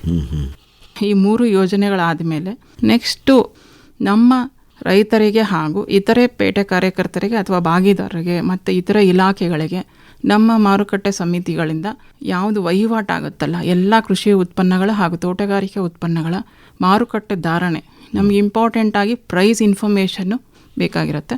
ಆ ಮಾರುಕಟ್ಟೆ ಧಾರಣೆ ಮತ್ತು ಆವಕ ಧಾರಣೆಗಳನ್ನು ಬಿತ್ತರಣೆ ಮಾಡ್ತಿದ್ದೀವಿ ಸರ್. ಈಗ ಕೂತ್ಕೊಂಡು ಕೇಳಿದ್ರೆ ಅಲ್ಲೇ ಇಲಾಖೆಗೆ ಹೋಗಬೇಕು ತಗೊಬರಬೇಕು ಅನ್ನೋದೇನೂ ಇಲ್ಲ. ಈಗ ಆನ್ಲೈನ್ ಮೂಲಕನೇ ಅವ್ರು ಎಲ್ಲಿ ಮೊಬೈಲಲ್ಲೂ ಸಮೇತ ನಮ್ಮ ಮಾರುಕಟ್ಟೆ ಧಾರಣೆಗಳ ಲೈವ್ ಆಗಿ ನೋಡ್ಬೋದಾಗಿರುತ್ತೆ. ಅದರಿಂದ ನಾವು ಒಂದು ವೆಬ್ಸೈಟ್ನ ಮೇಂಟೈನ್ ಮಾಡ್ತಿದ್ದೀವಿ ಸರ್. ಅದು ಈಗ krama.karnataka.go.in. ಸೊ ಇದರ ಮೂಲಕ ನಮ್ಮ ಆನ್ಲೈನಲ್ಲಿ ನಮ್ಮ ವೆಬ್ಸೈಟಲ್ಲಿ ಪ್ರತಿ ನಿಮಿಷಕ್ಕೊಮ್ಮೆ ಲೈವ್ ಡೇಟಾ ಸಿಗ್ತಿರುತ್ತೆ ನಿಮಗೆ. ಇನ್ನೊಮ್ಮೆ ಹೇಳಿ ವೆಬ್ಸೈಟ್ ವಿಳಾಸ. Sir www.karma.karnataka.go.in sir. ಇದು karma.karnataka.gov.in ಇದು ನಿಮ್ಮ ವೆಬ್ಸೈಟ್. ಇದು ಆನ್ಲೈನ್ ಧಾರಣೆಗಳನ್ನ ಮಾತ್ರ ನೋಡುವಂಥ ವೆಬ್ಸೈಟ್ ಸರ್. ನಾರ್ಮಲ್ ಇನ್ನೊಂದು ವೆಬ್ಸೈಟ್ ಇದೆ, ಅದರಲ್ಲೆಲ್ಲಾನು ಯೋಜನೆಗಳನ್ನೆಲ್ಲ ವಿತರಣೆ ಮಾಡ್ತಿದ್ದೀವಿ. ಇದು ಅಪ್ಲಿಕೇಶನ್ನು, ಇದ್ರ ಲಿಂಕು ನಮ್ಮ ವೆಬ್ಸೈಟಲ್ಲಿ ಸಮೇತನೇ ಸಿಗುತ್ತೆ. ಸೊ ನಮ್ಮ ವೆಬ್ಸೈಟು ಅಂದರೆ ಕೃಷಿ ಮಾರಾಟ ವಾಹಿನಿ .karnataka.gov.in ಅಂತ ನಮ್ಮದು ಕೃಷಿ ಮಾರಾಟ ಇಲಾಖೆಯ ವೆಬ್ಸೈಟು ಸರ್. ಅದು ಅದರಲ್ಲೂ ನಮ್ಮ ಮಾರುಕಟ್ಟೆ ಧಾರಣೆಗಳ ಮಾಹಿತಿ, ಯೋಜನೆಗಳದು, ನಮ್ಮ ಇತರೆ ಸಂಬಂಧಪಟ್ಟ ಮಾಹಿತಿಗಳು ಕೂಡ ಲಭ್ಯ ಇರುತ್ತೆ ಸರ್. ನಿಮ್ಮದೇ ಒಂದು ಕೃಷಿ ಮಾರಾಟ ವಾಹಿನಿ ವೆಬ್ಸೈಟ್ ಇದೆ. ಹೌದು ಸರ್. ಅದರದ್ದು ಇದು ಅಪ್ಲಿಕೇಶನ್ ಸರ್. ಪ್ರೈಸ್ ಇನ್ಫಾರ್ಮೇಷನಿಗೆ ಮಾತ್ರ ಇದು ಅಪ್ಲಿಕೇಶನ್ ಇದೆ. ಈ ಅಪ್ಲಿಕೇಶನ್ ಕೂಡ ಅದಕ್ಕೆ ಲಿಂಕ್ ಆಗಿರುತ್ತೆ. ಯಾರಿಗೆ ಮಾಹಿತಿ ಬೇಕು ಅಂತಂದರೆ ಆ ಮಾಹಿತಿನ ವೆಬ್ಸೈಟ್ ಮೂಲಕ ಪಡೆದುಕೊಳ್ಬೋದು ಸರ್. ಇದು ರೈತರಿಗೆ ಮತ್ತು ಇತರೆ ವರ್ತಕರು ಮತ್ತು ಇತರೆ ಪೇಟೆ ಕಾರ್ಯಕರ್ತರು ಮತ್ತು ಇತರ ಇಲಾಖೆಗಳಿಗೆ ಅವರಿಗೆ ಇದು ಆನ್ಲೈನ್ ಮೂಲಕ ಫ್ರೀಯಾಗಿ ಸಿಗೋ ಸೌಲಭ್ಯನ ಮಾಡಿಕೊಟ್ಟಿದ್ದೀವಿ ಸರ್. ನಿಮ್ದೆಲ್ಲ ಮುಂಚೆ SMS ಕೂಡ ಬರೋದಲ್ಲ? ಹೌದು ಸರ್, ಈಗಲೂ ಇದೆ ಸರ್. ಈಗ ಮತ್ತೆ ಚಾಲನೆ ಮಾಡಿದ್ದೀವಿ. ಆ SMS ನೋಂದಣಿ ಕೂಡ ನಮ್ಮಲ್ಲಿ ಉಚಿತ ದೂರವಾಣಿ ಸಂಖ್ಯೆ ಇದೆ ಸರ್. 180042515552 ಸರ್.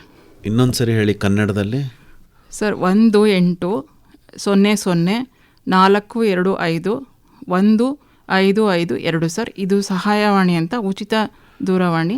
ಇದಕ್ಕೆ ನೀವು ಪ್ರತಿದಿನ 8 ಗಂಟೆಯಿಂದ ಸಾಯಂಕಾಲ 8 ಗಂಟೆವರೆಗೂ ಇದು ಕಾರ್ಯನಿರ್ವಹಿಸುತ್ತೆ ಸರ್. ಇಲ್ಲಿಗೆ 8 ಗಂಟೆಯಿಂದ ಸಂಜೆ 8 ಗಂಟೆ. ಹೌದು ಸರ್. ಹೌದು ಸರ್. 12 ಗಂಟೆಗಳ ಕಾಲ ಇದಕ್ಕೆ ಕಾರ್ಯನಿರ್ವಹಿಸಲಾಗುತ್ತಿದೆ. ಇಲ್ಲಿ ಏನೇನು ಅಂದರೆ ಮಾರುಕಟ್ಟೆ ಧಾನ್ಯಗಳ ಮಾಹಿತಿ, ನಮ್ಮ ಯೋಜನೆಗಳ ಬಗ್ಗೆ, ಇತರೆ ಮಾರಾಟದ ಕುರಿತು ಮಾಹಿತಿಯನ್ನು ನೀಡಲಾಗುತ್ತಿದೆ ಸರ್. ಯಾರು ಬೇಕಾದರೂ ಉಚಿತವಾಗಿ ಕರೆ ಮಾಡ್ಬೋದು, ಮಾಹಿತಿನ ಪಡಿಬೋದು ಸರ್. Okay okay. ಅಲ್ಲಿ ಆಪರೇಟರು ಅದನ್ನು ಹಾಂ ಸರ್. ಆ ಆಪರೇಟರ್ಲ್ಲ ನಮ್ಮ ವತಿಯಿಂದ ಅಲ್ಲಿ 2 ಶಿಫ್ಟಲ್ಲಿ ರನ್ ಆಗ್ತಿರುತ್ತೆ ಸರ್. 2 ಶಿಫ್ಟಲ್ಲಿ ಬೇರೆ ಬೇರೆ ಆಪರೇಟರ್ಸ್ ಏನು ಮಾಹಿತಿ ಕೇಳಿದ್ರು ಕೊಡ್ತಾರೆ. ಹಾಂ ಸರ್. ಖಂಡಿತ ಕೃಷಿ ಮಾರಾಟಕ್ಕೆ ಸಂಬಂಧಪಟ್ಟಂತೆ ಯಾವುದೇ ಮಾಹಿತಿಗಳನ್ನು ಈ ಸಹಾಯವಾಣಿ ಮೂಲಕ ನೀಡಲಾಗುತ್ತದೆ. 180042515552 ಸರ್. ಇದು ಕೃಷಿ ಮಾರಾಟ ಸಹಾಯವಾಣಿ. ಹೌದು ಸರ್. ಕೃಷಿ ಮಾರಾಟ. ಹೌದು ಸರ್. ಅದನ್ನು ನೀವೇ ಮೇಂಟೈನ್ ಮಾಡ್ತಿದ್ದೀವಿ? ನಾವೇ ನಮ್ಮ ಮಂಡಳಿ ವತಿಯಿಂದ ಮೇಂಟೈನ್ ಮಾಡ್ತಿದ್ದೀವಿ. 2009ರಿಂದನೂ ಇದು ಜಾರಿಗೆ ಇದೆ. ಓಕೆ. ಮತ್ತೆ ಮುಂದಿನ ಯೋಜನೆಗಳು, ಚಟುವಟಿಕೆಗಳು ಸರ್? ಮುಂದೆ ಅಂತಂತಂದರೆ SMS ಮೂಲಕನೂ ಸಮೇತ ಈಗ ಎಲ್ಲರಿಗೂ ದೂರವಾಣಿ ಮಾಡೋಕ್ಕಾಗಲ್ಲ, ನಮಗೆ SMS ಬೇಕು, ನಾವಾಗ ಯಾವಾಗ ಬೇಕಾದ್ರೂ ನಾವು ಅದನ್ನು ಮೊಬೈಲ್ ಮೂಲಕ ನಾವು ವೀಕ್ಷಣೆ ಮಾಡಬೇಕು ಅನ್ನೋ ರೈತರಿಗೂ ಮತ್ತು ಇತರೆ ಯಾರಿಗಾದರೂ ಸರಿ ಪಬ್ಲಿಕ್ ಸಮೇತನೂ ನಾವು ಈ ಉಚಿತ ದೂರವಾಣಿ ಮೂಲಕ ಅಥವಾ ಈಗ ನಾವೆಲ್ಲರೂ ವಿಸ್ತರಣೆ ಕಾರ್ಯಕ್ರಮಗಳಿಗೂ ತರಬೇತಿ ಕಾರ್ಯಕ್ರಮಗಳು ಜರುಗಿಸಿದಾಗ ಕೃಷಿ ಉತ್ಪನ್ನ ಮಾರುಕಟ್ಟೆ ಸಮಿತಿಗಳಿಗೆ ಸಂಬಂಧಿಸಿದಂತೆ 10 ಉತ್ಪನ್ನಗಳು 10 ಮಾರುಕಟ್ಟೆ ಸಮಿತಿಗಳಿಗೆ ಅವಕಾಶ ಮಾಡಿಕೊಟ್ಟಿದ್ದೀವಿ ಸರ್. ಪ್ರತಿ SMS ಅವರಿಗೆ 10 ಮಾರ್ಕೆಟ್ ಬೇಕಾದರೆ 10 ಮಾರುಕಟ್ಟೆ, ಇಲ್ಲ ನಮಗೊಂದೇ ಸಾಕು ಅಂತಂದರೆ 1 ಮಾರುಕಟ್ಟೆ ಸಮಿತಿಯ ವಿವರಗಳನ್ನು ಅವ್ರಿಗೆ ಯಾವ ಉತ್ಪನ್ನ ಬೇಕೋ ಅದನ್ನು ಆಯ್ಕೆ ಮಾಡಿಕೊಂಡು. ಅಂದರೆ 1 ಮಾರುಕಟ್ಟೆಯಿಂದ 1 ಉತ್ಪನ್ನ ಮಾತ್ರನಾ? ಇಲ್ಲ, 1 ಮಾರುಕಟ್ಟೆನಲ್ಲಿ ನಿಮಗೆ 10 ಉತ್ಪನ್ನಗಳನ್ನ ಮಾಡೋ ಚಾಯ್ಸ್ ಇರುತ್ತೆ. 10 ಮಾರುಕಟ್ಟೆ 10 ಉತ್ಪನ್ನಗಳು ಚಾಯ್ಸ್ ಇರುತ್ತೆ ಸರ್. ಆ ರೀತಿ ನೀವು ರಿಜಿಸ್ಟರ್ ಮಾಡಿಕೊಂಡ್ರೆ ನಮ್ಮ ವೆಬ್ಸೈಟಲ್ಲಿ ಅದು SMS ನೋಂದಣಿ ಅಂತಾನೆ ಇದೆ ಸರ್. ಅವರೇ ಬೇಕಾದರೂ ಇಂಡಿವಿಜುವಲ್ ಆಗಿ ಮಾಡ್ಬೋದು ಅಥವಾ ನಮ್ಮ ಉಚಿತ ದೂರವಾಣಿಗೆ ಕರೆ ಮಾಡಿದ್ರು ಅವರು ಮಾಡಿಕೊಡ್ತಾರೆ ಸರ್. ಅಂದರೆ ಈಗ ಯಾರಿಗೆ ಅಗತ್ಯ ಇದೆ ಅವರು ನೇರವಾಗಿ ಮಾಡಬಹುದು, ಅವರಿಗೆ ಇನ್ಫಾರ್ಮೇಶನ್ ಗೊತ್ತಿದ್ರೆ.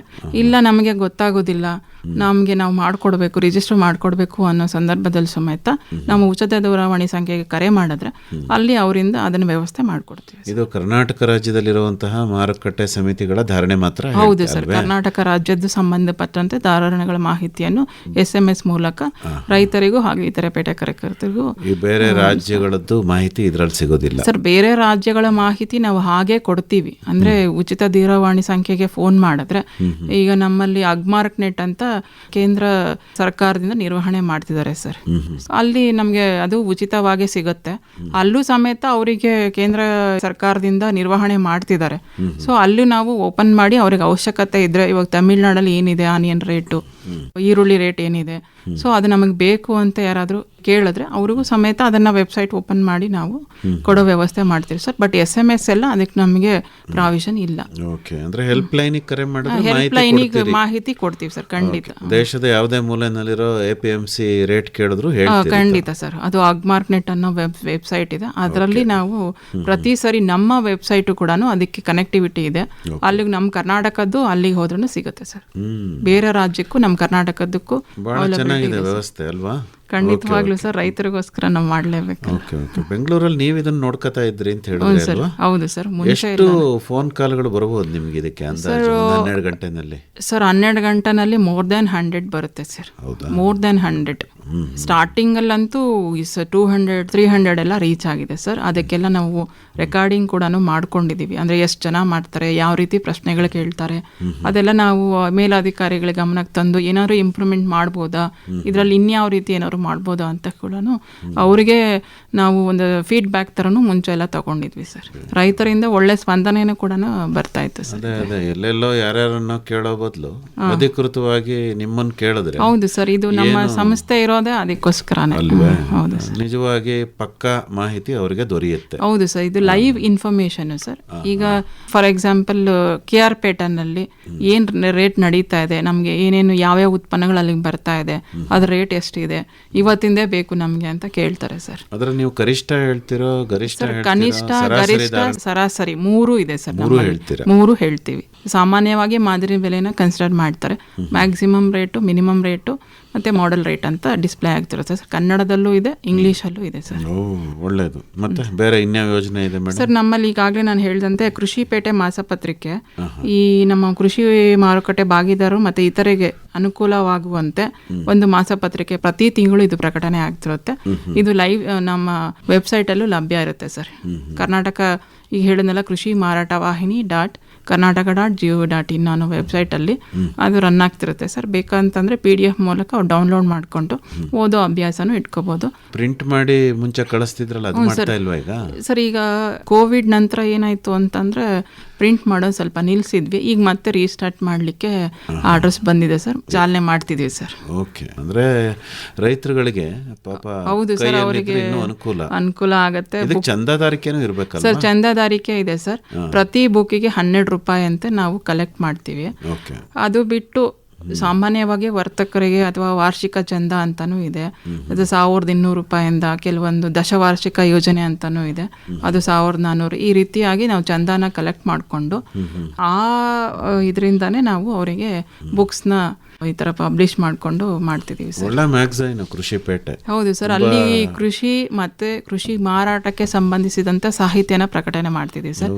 ಅಲ್ಲಿ ಅನೇಕ ಲೇಖನಗಳು ಪ್ರಕಟಣೆ ಆಗ್ತಿದೆ ಸರ್. ಈಗ ನಮ್ಮ ಮಾನ್ಯ ವ್ಯವಸ್ಥಾಪಕ ನಿರ್ದೇಶಕರು ಇದ್ರ ಬಗ್ಗೆ ಹೆಚ್ಚುವರಿಯಾಗಿ ಗಮನ ಕೊಟ್ಟು ನಮ್ಮಲ್ಲೇ ಇರುವಂತಹ ಕೃಷಿ ಮತ್ತೆ ಕೃಷಿ ಮಾರಾಟಕ್ಕೆ ಹೆಚ್ಚು ಆಸಕ್ತಿ ಇರೋರಿಂದಾನೇ ಲೇಖನಗಳನ್ನ ಬರೆಸ್ತಿದೀವಿ ಸರ್. ಅನೇಕ ಮಾಹಿತಿಗಳನ್ನ ಮತ್ತೆ ರೈತರಿಗೆ ಅನುಕೂಲ ಆಗೋ ರೀತಿನಲ್ಲಿ ನಾವು ಪ್ರಕಟಣೆ ಮಾಡ್ತಿದ್ದೀವಿ ಸರ್. ಓಕೆ. ಈಗ ಇನ್ನು ಮುಂದೆ ಮಾಡ್ತೀರಿ? ಖಂಡಿತವಾಗ್ಲಿ ಸರ್, ಖಂಡಿತವಾಗ್ಲೂ ಮಾಡ್ತೀವಿ ಸರ್. ಇದು ನಮ್ಮ ಮಂಡಳಿಗೆ ಸಂಬಂಧಿಸಿದಂತೆ ಹಾಗೂ ಮಾರುಕಟ್ಟೆ ಸಮಿತಿಗಳಿಗೆ ಸಂಬಂಧಿಸಿದಂತೆ ಮಾಹಿತಿನ ಕರ್ನಾಟಕ ರಾಜ್ಯ ಕೃಷಿ ಮಾರಾಟ ಮಂಡಳಿ ಬಹಳ ಪ್ರಧಾನವಾದ ಕೆಲಸ ಮಾಡ್ತಾ ಇರೋದು ಅಂದ್ರೆ ರೈತರಿಗೆ ಮತ್ತೆ ಪೇಟೆ ಕಾರ್ಯಕರ್ತರಿಗೆ ತರಬೇತಿ ಮತ್ತೆ ಶಿಕ್ಷಣ. ಹೌದು ಸರ್. ಈ ತರಬೇತಿನ ಎಲ್ಲಿ ನಡೆಸ್ತೀರಿ, ಹೇಗೆ ನಡೆಸ್ತೀರಿ? ನಿಮ್ಮ ಸಂಸ್ಥೆನಲ್ಲೇ ನಡೆಸೋದಾದ್ರೆ ಅಲ್ಲಿ ಏನು ಸೌಕರ್ಯ ಇದೆ, ತರಬೇತಿ ಕೊಡೋರು ಯಾರು, ಅದ್ರ ಬಗ್ಗೆ ಒಂಚೂರು ವಿವರವಾಗಿ ಹೇಳಿ. ನಾವು ಶಿಕ್ಷಣ ಮತ್ತು ತರಬೇತಿ ಅದನ್ನು ನಮ್ಮಲ್ಲಿ 2 ಟ್ರೈನಿಂಗ್ ಕಾಲೇಜಸ್ ಅಂತ ಇದೆ ಸರ್. ತರಬೇತಿ ಸಂಸ್ಥೆಗಳನ್ನೆಲ್ಲ ಒಂದು ಮೈಸೂರಲ್ಲಿದೆ ಸರ್. ನಮ್ಮ ದಕ್ಷಿಣ ಭಾಗಕ್ಕೆ ಸಂಬಂಧಪಟ್ಟಂತೆ ಮೈಸೂರು ಮತ್ತು ಬೆಂಗಳೂರು ವಿಭಾಗೀಯ ಕಾರ್ಯಾಲಯಗಳಿಗೆ, ಮೈಸೂರು ಡಿವಿಷನ್ ಮತ್ತು ಬೆಂಗಳೂರು ವಿಭಾಗೀಯ ಕಾರ್ಯಾಲಯಗಳಿಗೆ ಯಾವ್ಯಾವುದು ನಮ್ಮ ಮಾರುಕಟ್ಟೆ ಸಮಿತಿಗಳಾಗಿರ್ಬೋದು ಮತ್ತು ಜಿಲ್ಲಾ ಕೇಂದ್ರಗಳಾಗಿರ್ಬೋದು, ಇಲ್ಲಿ ಕಾರ್ಯನಿರ್ವಹಿಸುವ ಅಧಿಕಾರಿಗಳಿಗೆ ಮತ್ತು ಸಿಬ್ಬಂದಿಗಳಿಗೆ ಇಲ್ಲಿ ನಾವು ತರಬೇತಿನ ಕೊಡೋ ವ್ಯವಸ್ಥೆನ ನಾವು ಯಾವ ರೀತಿ ಕ್ಯಾಲೆಂಡರ್ ಆಫ್ ಪ್ರೋಗ್ರಾಮ್ಸ್ ಮಾಡ್ಕೊಂಡಿರ್ತೀವಲ್ಲ ಅದೇ ರೀತಿಯಾಗಿ ನಾವು ತರಬೇತಿಗಳನ್ನ ಕೊಡಲಿಕ್ಕೆ ವ್ಯವಸ್ಥೆ ಈಗ ಮಂಡಳಿನೇ ನೇರವಾಗಿ ಕೊಡುತ್ತಾ ಅಥವಾ ನೀವೇ ಹೇಳ್ದ ಹಾಗೆ ನಿಮ್ದು ಏನು ತರಬೇತಿ ಶಾಲೆ ಇದೆಯಲ್ಲ? ಹ್ಞೂ ಸರ್, ತರಬೇತಿ ಶಾಲೆನಲ್ಲಿ ಕೊಡ್ತೀರಾ? ತರಬೇತಿ ಶಾಲೆನಲ್ಲಿ ಕೊಡುವ ವ್ಯವಸ್ಥೆ ಇದೆ ಸರ್. ಈಗ ತರಬೇತಿ ನಡೀತಿದೆ ಸರ್. ನಮ್ಮ ಇಲಾಖೆಯಲ್ಲಿ ಕಾರ್ಯನಿರ್ವಹಿಸಿದ ಕಾರ್ಯದರ್ಶಿಗಳಿಗೆ ಮತ್ತು ಅಲ್ಲಿ ಇಂಜಿನಿಯರ್ಸ್ಗೆ ಈ ಅಭಿವೃದ್ಧಿ ಕಾಮಗಾರಿಗಳ ಕುರಿತು ಒಂದು ತಾಂತ್ರಿಕ ಮತ್ತು ಆಡಳಿತಾತ್ಮಕ ಒಂದು ತರಬೇತಿ ಕಾರ್ಯಕ್ರಮವನ್ನು ಹಮ್ಮಿಕೊಂಡಿದ್ದೀವಿ. ನೀವು ರೈತರ ತರಬೇತಿನೂ ಮಾಡ್ತೀರಾ? ಹೌದು ಸರ್, ರೈತರ ತರಬೇತಿ ನಮ್ಮ ಡಿವಿಷನ್ ವತಿಯಿಂದ FPOಗಳಿಗೆ, ಇತರ ಸಂಘ ಸಂಸ್ಥೆಗಳಿಗೆ ಅಲ್ಲಿಗೆ ಹೋಗಿ ನಾವು ಹಾಗೂ ಕೃಷಿ ಮತ್ತು ತೋಟಗಾರಿಕೆ ಇಲಾಖೆಗಳಿಂದ ಕೂಡ ಅವ್ರಿಗೆ ಏನಾದ್ರು ಮಾಹಿತಿ ಬೇಕಾದರೆ ಅವರು ಒಂದು ಸಂಪನ್ಮೂಲ ವ್ಯಕ್ತಿಗಳನ್ನ ಕರ್ಕೊಂಡು ಹೋಗಿ ಅಲ್ಲೇ ಅವರ ಸ್ಥಳದಲ್ಲೇ ನಾವು ಕೊಡೋ ವ್ಯವಸ್ಥೆನೂ ನಮ್ಮ ಡಿವಿಷನ್ ವತಿಯಿಂದ ಮಾಡ್ತಿದ್ದೀವಿ ಸರ್. ಅದು ವಿಸ್ತರಣೆ ಕಾರ್ಯಕ್ರಮಗಳ ಮೂಲಕ. ಓಕೆ, ಅಂದರೆ ನಿಮ್ಮ ತರಬೇತಿ ಕೇಂದ್ರದಲ್ಲೂ ಮಾಡ್ತೀರಿ? ಹೌದು ಸರ್, ಕೇಂದ್ರದಲ್ಲೂ ಮಾಡ್ತೀವಿ. ಹಳ್ಳಿಗಳಿಗೂ ಹೋಗಿ ವಿಸ್ತರಣೆ ಕಾರ್ಯಕ್ರಮಗಳನ್ನ ಸಮೇತ ಮಾಡ್ತಿದ್ದೀವಿ. ಓಕೆ, ಈಗ ಬಹಳ ಪ್ರಧಾನವಾಗಿ ತಾವು ನಿಮ್ಮ ಲ್ಯಾಬೊರೇಟರಿ ಬಗ್ಗೆ ಮಾತಾಡ್ತಾ ಇದ್ರಿ. ಗ್ರೇಡಿಂಗ್ ಅಂಡ್ ಸ್ಟ್ಯಾಂಡರ್ಡೈಸೇಷನ್ ಅಂತ ನಾವೇನು FAQ ಕ್ವಾಲಿಟಿ ಅಂತ ಹೇಳ್ತೀವಲ್ಲ, ವಿಶೇಷವಾಗಿ ನಿಮ್ಮ ಈ ಆಕ್ಷನ್ ಅಥವಾ ಈ ಟೆಂಡರಿಂಗಿಗೆ ಅನುಕೂಲ ಆಗಲಿ ಅನ್ನೋ ಲೆಕ್ಕದಲ್ಲಿ ನೀವು ಈ ಲ್ಯಾಬ್ಗಳನ್ನು ಶುರು ಮಾಡಿದ್ದು ಅಲ್ವಾ? ಇನಾಮ್ ಅಂತ ಏನಿದೆಯಲ್ಲ, ಅಂತಾರಾಷ್ಟ್ರೀಯ ಮಟ್ಟ ಅಥವಾ ರಾಷ್ಟ್ರೀಯ ಮಟ್ಟಕ್ಕೆ ಕೃಷಿ ಉತ್ಪನ್ನಗಳ ಒಂದು ಮಾರಾಟ ಹೋಗಬೇಕು ಅಂತ ತಾವು ಎಲೆಕ್ಟ್ರಾನಿಕ್ ವೇದಿಕೆಯನ್ನು ಸೃಷ್ಟಿ ಮಾಡಿದ್ರಿ ಅಲ್ವೇ? ಈ ಗ್ರೇಡಿಂಗ್ ಮತ್ತೆ ಸ್ಟ್ಯಾಂಡರ್ಡೈಸೇಷನ್ ನಾವೇನು ಹೇಳ್ತೀವಿ, ವರ್ಗೀಕರಣ, ಪ್ರಮಾಣೀಕರಣ, ಇದರ ಒಂದು ಪ್ರಾಮುಖ್ಯತೆ ಯಾವ ರೀತಿ ಮಾಡ್ತಾ ಇದ್ದೀರಿ? ಬಹುಶಃ ನಿಮ್ಮಲ್ಲೇ ಒಂದು ಲ್ಯಾಬ್ ಇರಬೇಕು. ಏನ್ ಮಾಡ್ತೀರಿ ಅಲ್ಲಿ ಹೇಳಿ ಭಾಗ್ಯಲಕ್ಷ್ಮಿ ಅವರೇ. ಸರ್, ಈಗ ಕೃಷಿ ಉತ್ಪನ್ನಗಳು ಮತ್ತು ತೋಟಗಾರಿಕಾ ಉತ್ಪನ್ನಗಳನ್ನು ರೈತರು ಹಾಗೆ ತೊಗೊಂಬಂದ್ಬಿಟ್ಟಿರ್ತಾರೆ ಸರ್. ಅದಕ್ಕೆ ಒಳ್ಳೆ ಬೆಲೆ ಸಿಗಬೇಕು ಅಂತಂದರೆ ಗ್ರೇಡಿಂಗ್ ಆಗಬೇಕು ಮತ್ತು ಕ್ಲೀನಿಂಗು, ಅಸೇಯಿಂಗ್ ಎಲ್ಲ ಆಗಬೇಕಾಗಿರುತ್ತೆ. ಸೊ ಅಂಥ ಸಂದರ್ಭದಲ್ಲಿ ನಮ್ಮ ಲ್ಯಾಬ್ರೇಟರಿ ಮೂಲಕ ಅವರಿಗೆ ಅದನ್ನು ವ್ಯವಸ್ಥೆ ಮಾಡಿಕೊಂಡು FAQ ಕ್ವಾಲಿಟಿ ಇದೆಯಾ ಅಥವಾ ಬೇರೆ ಯಾವ ಕ್ವಾಲಿಟಿಗೆ ಇದಕ್ಕೆ ಸಂಬಂಧಪಡುತ್ತೆ, ಆವಾಗ ಅವರಿಗೆ ಪ್ರೈಸ್ ಉತ್ತಮವಾದ ಬೆಲೆ ಸಿಗೋ ಚಾನ್ಸಸ್ ಇರುತ್ತೆ.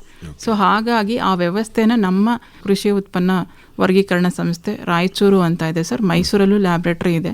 ಬಟ್ ಯಾರೂ ರೈತರು ಅವರು ಮುಂದೆ ಬಂದು ನಮ್ಮ ಗ್ರೇಡಿಂಗ್ ನಾವು ಮಾಡ್ಕೋತೀವಿ, ಅಸೈಯಿಂಗ್ ಮಾಡಿಸ್ತೀವಿ ಅಂತ ಹೇಳೋರು ಕಡಿಮೆ ಇದ್ದಾರೆ ಸರ್. ಅದು ನಾವು ಅಂದುಕೊಂಡಿದ್ದ ಮಟ್ಟಿಗೆ ಸಕ್ಸಸ್ ಇನ್ನೂ ಆಗಿಲ್ಲ ಸರ್.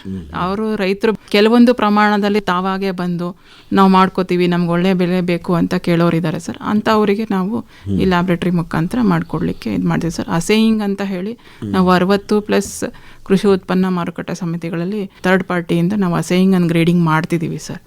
ಅಲ್ಲಿ ಆಗ್ತಿದೆ, ಬಟ್ ನಾವು ಅಂದ್ಕೊಂಡಿದ್ದ ಮಟ್ಟಿಗೆ ರೈತರು ಬಂದು ನಾವು ಮಾಡಿಸ್ಕೋತೀವಿ ಅನ್ನೋರು ಕಡಿಮೆ ಇದ್ದಾರೆ ಸರ್. ಈ ಟೆಂಡರಿಂಗು, ಈ ಮಾರ್ಕೆಟಿಂಗ್ ಎಲ್ಲ ಯಾವ ರೀತಿ ನಡೀತಾ ಇದೆ ಮೇಡಮ್? ಸರ್, ಅದು ಎಲೆಕ್ಟ್ರಾನಿಕ್ ಟೆಂಡರು.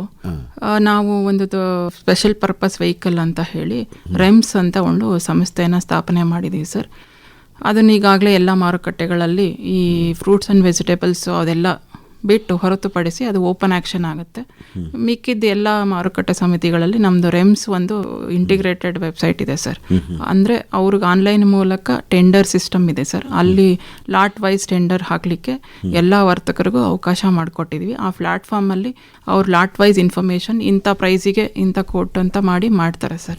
ಅದು ಫೈನಲ್ ಬೇಟ್ ಆಗಿ ಅನೌನ್ಸ್ಮೆಂಟ್ ಕೂಡ ಎಲೆಕ್ಟ್ರಾನಿಕ್ ಟೆಂಡರ್ ಮೂಲಕನೇ ಆಗುತ್ತೆ. ಅಲ್ಲಿ ಈ ಗುಣಮಟ್ಟವನ್ನು ನೋಡೋದಕ್ಕೆ ತಾನೇ ನೀವು ಲ್ಯಾಬೊರೇಟರಿಗಳನ್ನು ಹೌದು, ಅಲ್ಲಿ ಅಸೇಯಿಂಗ್ ಅಂತ ಗ್ರೇಡಿಂಗ್ ಲ್ಯಾಬೊರೇಟರೀಸ್ ಅಂತಾನು ಪ್ರತಿಯೊಂದು APMCಗಳಲ್ಲೂ ಸಮೇತ ಇದೆ ಸರ್. ಓಕೆ, ಅಂದ್ರೆ ಈಗ ಅವರು ಗುಣಮಟ್ಟನ ಅಲ್ಲಿ ಹಾಕ್ತಾರೆ. ಹೌದು ಸರ್. ಆ ಗುಣಮಟ್ಟಕ್ಕೆ ಅವರು ಎಲ್ಲೇ ಕೂತಿದ್ರು ಇಡೀ ಎಲ್ಲೇ ಕೂತಿದ್ರು ಆನ್ಲೈನ್ ಮೂಲಕ ಅವರೇ ಹಾಕುವಂತ ಪ್ರಾವಿಷನ್ ಮಾಡಿಕೊಟ್ಟಿದ್ದೀವಿ ಸರ್. ಓಕೆ, ಅವರು ಅದಕ್ಕೆ ಟೆಂಡರ್ ಹಾಕ್ತಾರೆ. ಯಾರು ಅತ್ಯಧಿಕವಾಗಿ ಹಣ ನಮೂದೆ ಮಾಡಿರ್ತಾರೆ ಅವ್ರಿಗೆ ಅದು ರೈತರು ಒಪ್ಪಿಕೊಂಡ್ಬೇಕು ಸರ್. ಒಪ್ಕೊಂಡಿದೀವಿ ಅಂತ ಹೇಳಿ ಅವರು ಓಕೆ ಅಂತ ಆದ್ಮೇಲೆ ಅವರು ಅದನ್ನ ಆ ಉತ್ಪನ್ನನ ಯಾರು ಕೋಟ್ ಮಾಡಿರ್ತಾರಲ್ಲ ಆ ಲಾಟು ಅವರಿಗೆ ಹೋಗುತ್ತೆ. ಚೆನ್ನಾಗಿ ನಡೀತಾ ಇದೆಯಾ ಮೇಡಮ್? ಈಗ ಖಂಡಿತವಾಗ್ಲೂ ನಡೀತಿದೆ ಸರ್, ಅದೇನು ತೊಂದರೆ ಏನಿಲ್ಲ, ಅದು ನಡೀತಾ ಇದೆ. ಓಕೆ, ಈಗ ತಾವು ಇನ್ನೂ ಒಂದು ವಿಚಾರನ ಹೇಳಿದ್ದೀರಿ.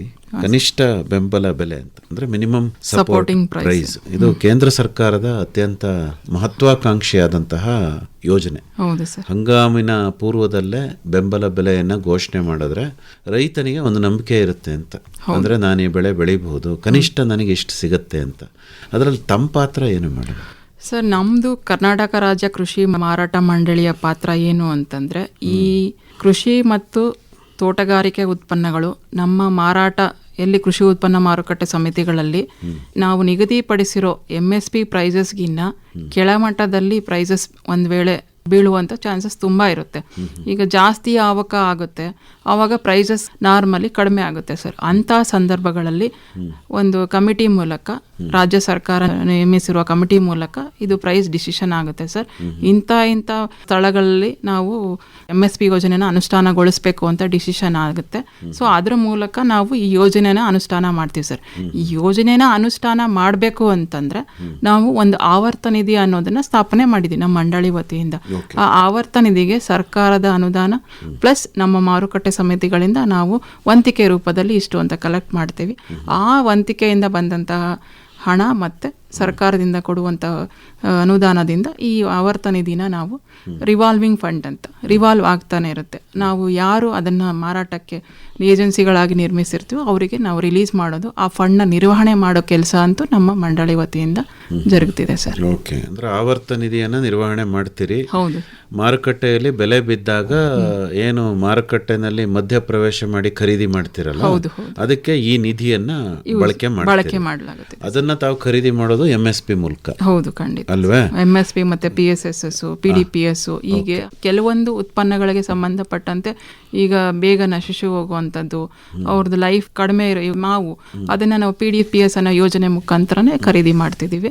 ಅದಕ್ಕೆ ಯಾವ್ಯಾವುದು ಅನುಷ್ಠಾನಗೊಳಿಸಬೇಕಾಗಿರುವಂಥ ಕಾರ್ಯಗಳನ್ನೆಲ್ಲ ಮಂಡಳಿ ವತಿಯಿಂದ ಸರ್ಕಾರದ ಮೂಲಕ ನಾವು ಜಾರಿಗೊಳಿಸ್ತೀವಿ. ನೀವೇ ನೇರವಾಗಿ ಮಾಡ್ತೀರಾ ಅಥವಾ ಅದಕ್ಕೂ ಏನಾದರೂ ಬೇರೆ ಮಧ್ಯವರ್ತಿ ಸಂಸ್ಥೆ ಇದೆಯಾ? ಇದು ಮಧ್ಯವರ್ತಿಗಳನ್ನ, ಏಜೆನ್ಸಿಗಳನ್ನ ಸರ್ಕಾರ ಮಾಡೋ ಕಮಿಟಿನಲ್ಲಿ ಡಿಸಿಷನ್ ಆಗುತ್ತೆ ಸರ್. ಈಗ ಆಯಿಲ್ ಅಂಡ್ KOF ಮೂಲಕ ಮಾಡ್ತೀವಿ. ಆಮೇಲೆ ಫುಡ್ ಅಂಡ್ ಸಿವಿಲ್ ಸಪ್ಲೈಸ್ ಇಂದಾನು ಒಂದು ಏಜೆನ್ಸಿ, ಹೀಗೆ ಮಾರ್ಕೆಟಿಂಗ್ ಫೆಡರೇಷನ್ ಅನ್ನೋದು ಕೂಡ ಒಂದು ಏಜೆನ್ಸಿ.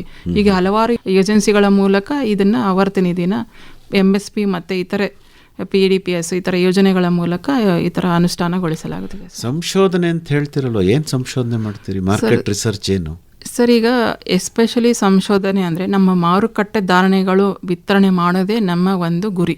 ಅಲ್ಲಿ ಮಾರುಕಟ್ಟೆ ವ್ಯವಸ್ಥೆ, ಮೂಲಭೂತ ಸೌಕರ್ಯ ಕೊಡೋದು, ಗೋಡನ್ಸು, ಈ ರೀತಿಯ ಅನೇಕ ರೀತಿಯಾಗಿ ನಾವು ಅವಕಾಶ ಕೊಟ್ಟಿರ್ತೀವಿ ಸರ್. ಮೇಯ್ನು ನಮಗೆ ಪ್ರೈಸ್, ಆ ಪ್ರೈಸ್ನ ಪ್ರಿಡಿಕ್ಷನ್ ಮಾಡೋದು, ಆಮೇಲೆ ಪ್ರೈಸ್ ಟ್ರೆಂಡ್ ಏನಿದೆ, ಪ್ರೈಸ್ ಫೋರ್ಕ್ಯಾಸ್ಟ್ ಯಾವ ರೀತಿ ಇದೆ ಸರ್, ಮುಂದಿನ ದಿನಗಳಲ್ಲಿ ಏನಿದೆ ಅದನ್ನು ನಾವು ಈಗ ವಾರದ ರೇಟ್ ಎಷ್ಟಿದೆ, ಇವತ್ತಿನ ದಿನ ಎಷ್ಟಿದೆ, ಆ ರೀತಿ ಸಂಶೋಧನೆಗಳು. ಮತ್ತು ಈಗ ಟೊಮೊಟೊ, ಆನಿಯನ್ನು, ಈರುಳ್ಳಿ, ಶುಂಠಿ, ಈ ರೀತಿ ಕೆಲವೊಂದು ಕೃಷಿ ಉತ್ಪನ್ನಗಳನ್ನ ತಗೊಂಡು ಅದರ ಮೇಲೆ ರಿಸರ್ಚ್ ಮಾಡಿ ಅದ್ರದ್ದು ಎಷ್ಟಿದೆ, ಈ ರೀತಿ ಇದೆ, ಹಿಂಗಿದೆ ಅಂತ ಮಾಹಿತಿ ಕೊಡೋದು. ಅದನ್ನ ಮಾಹಿತಿನ ನಮ್ಮ ವೆಬ್ಸೈಟ್ ಮೂಲಕ ಅಥವಾ ರಿಪೋರ್ಟ್ಸ್ ಮೂಲಕ ವಿತರಣೆ ಮಾಡಿದ್ರೆ ರೈತರಿಗೂ ಮತ್ತು ಇತರ ಇಲಾಖೆಗಳಿಗೂ ಮತ್ತು ಇತರ ಸಂಬಂಧಪಟ್ಟವರಿಗೆ ಅದು ಅನುಕೂಲ ಆಗುತ್ತೆ. ಸೊ ನಮ್ಮ ಇಲಾಖೆಗೆ ವರದಿಗಳನ್ನ ಕೊಟ್ಟರೆ ಅದರಿಂದ ಕೆಲವೊಂದು ಡಿಸಿಷನ್ಸ್ ತಗೊಳಕ್ಕೆ ಮೇಲಾಧಿಕಾರಿಗಳಿಗೆ ಹೆಲ್ಪ್ ಆಗುತ್ತೆ. ಭಾಗ್ಯಲಕ್ಷ್ಮಿ ಅವರೇ, ಕರ್ನಾಟಕ ರಾಜ್ಯ ಕೃಷಿ ಮಾರಾಟ ಮಂಡಳಿಯ ಕಾರ್ಯಚಟುವಟಿಕೆಗಳಿಗೆ ಸಂಬಂಧಪಟ್ಟಂತೆ ಹೆಚ್ಚಿನ ಮಾಹಿತಿಗಾಗಿ ತಮ್ಮನ್ನೇ ನೇರವಾಗಿ ನಮ್ಮ ಕೇಳುಗರು, ರೈತರು ಸಂಪರ್ಕ ಮಾಡಬೇಕು ಅಂತಾದರೆ ತಮ್ಮ ಸಂಪರ್ಕಕ್ಕಾಗಿ ಮೊಬೈಲ್ ಸಂಖ್ಯೆನ ಕನ್ನಡದಲ್ಲಿ ಹೇಳ್ಬೋದೇ? ಖಂಡಿತ ಸರ್. ನನ್ನ ಮೊಬೈಲ್ ನಂಬರು 82217777, 4 ಬಾರಿ 7, ಕೊನೆಯದಾಗಿ 186. ಇನ್ನೊಮ್ಮೆ ಹೇಳ್ತೀರಾ? 82177777 ಇನ್ನೂ ಒಂದ್ಸರಿ ಹೇಳ್ಬಿಡಿ. 82177777 ಒಳ್ಳೆಯದು ಭಾಗ್ಯಲಕ್ಷ್ಮಿ ಅವರೇ, ಇದುವರೆಗೂ ಕೂಡ ಕರ್ನಾಟಕ ರಾಜ್ಯ ಕೃಷಿ ಮಾರಾಟ ಮಂಡಳಿಯ ಕಾರ್ಯ ಚಟುವಟಿಕೆಗಳಿಗೆ ಸಂಬಂಧಪಟ್ಟಂತೆ ಬಹಳ ಉಪಯುಕ್ತವಾದ ಮಾಹಿತಿ ನೀಡಿದಿರಿ. ವಂದನೆಗಳು, ನಮಸ್ಕಾರ. ವಂದನೆಗಳು ಸರ್, ಥ್ಯಾಂಕ್ ಯು. ಕರ್ನಾಟಕ ರಾಜ್ಯ ಕೃಷಿ ಮಾರಾಟ ಮಂಡಳಿಯ ಕಾರ್ಯಚಟುವಟಿಕೆಗಳನ್ನು ಕುರಿತು ಇದುವರೆಗೂ ಮಂಡಳಿಯ ಪ್ರಧಾನ ವ್ಯವಸ್ಥಾಪಕರಾದ SV ಭಾಗ್ಯಲಕ್ಷ್ಮಿ ಅವರೊಂದಿಗೆ ಸಂದರ್ಶನ ಕೇಳಿದರೆ. ಸಂದರ್ಶಕರು NK ಶಿವಮೂರ್ತಿ.